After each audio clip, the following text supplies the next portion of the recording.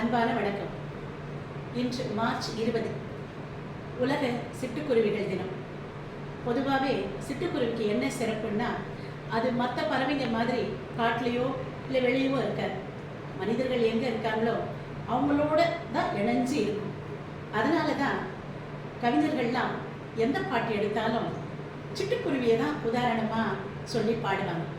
நம்ம பாரதியார் என்ன சொல்கிறாரு, சின்ன சிறு குருவி போலே நீ திரிந்து பறந்து வா பாப்பா அப்படின்னு குழந்தைங்க சிட்டுக்குருவி மாதிரி அப்படியே ரொம்ப உற்சாகத்துள்ளலாம் இருக்கணும் அப்படின்னு பாடுறாரு. காதலை சொல்லுன்னா கூட முதல்ல நிற்கிறது சிட்டுக்குருவி தான்.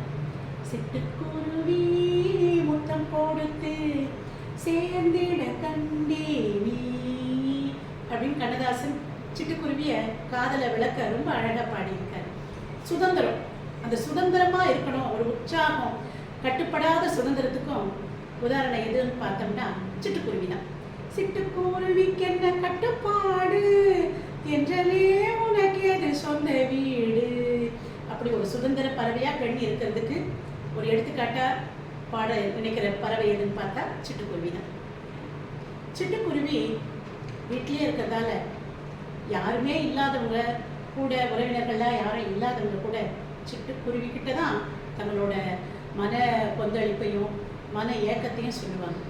அந்த காலத்தில் என்ன பாட்டு, டவுன் பஸ் அப்படிங்கிற படத்தில் இந்த பாட்டு வரும். சிட்டுக்குருவி சிட்டுக்குருவி சேதி தெரியுமா, என்னை விட்டு பிரிஞ்சு போன கணவன் வீடு திரும்பல அப்படின்னு வீட்டுக்கார வர லேட் ஆச்சே, இது எப்படி நம்ம சொல்கிறது அப்படின்னு சிட்டுக்குருவி கிட்ட ஒரு மனைவி பாடுவான். இன்னும் சொல்ல போனால் இப்போ இந்த காலத்து படம், இந்த காலத்துல கொஞ்சம் முன்னாடி பாரதிராஜன் படத்தில் கூட சிட்டுக்குருவி வந்து நீ வீட்டில் வீடு கட்டு, என் பொண்டாட்டி இல்லை, அவன் பார்த்தா கொடக்குடி கேட்பா அப்படின்றத விளக்கத்துக்கு கூட ஒரு நகைச்சுவையான பாட்டு இருக்கு. குருவி குருவி சிட்டுக்குருவி ஏன் விட்டத்தில் வந்து கூடு கட்டு, மோசோடி எங்க அதை கூட்டுக்கிட்டு, இது பொல்லாத வீடு கட்டு பொன்னான கூடு அப்படின்னு வீட்டில் மனைவி இல்லை, சரி சிட்டுக்குருவி கொஞ்சம் ஃப்ரீயாக இருக்கட்டும் அப்படின்னு சிட்டுக்குருவி கிட்ட ரொம்ப நேசத்தோட ஒரு கணவன் பாடுதான் இந்த பாட்டு. மன சோகம், ஒரு அழுத்தம் இருக்க போது கூட அந்த பாட்டுக்கு ஒரு மெட்டு கொடுக்க கூட சிட்டுக்குருவி தான் வேணும்னு ஒரு குடிமகன் பாடுறான். பூஞ்சிட்டு குருவிகளா புது மெட்டு தருவிகளா, பாடத்தான் போற பாட்டு பல பேரு கதையே கேட்டு, அம்மாடி அத்தாடி பொல்லாத உலகமாடா.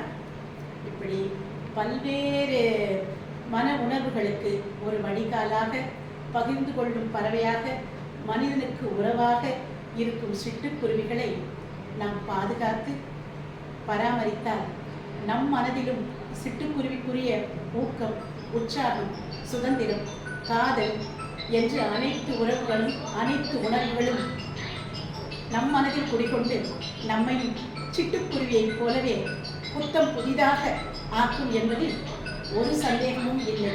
சிட்டுக்குருவிகள் வாழ்க, சிட்டுக்குருவியோடு பழகும் மனிதர்களும் சுதந்திரமாக வாழ்க. நன்றி.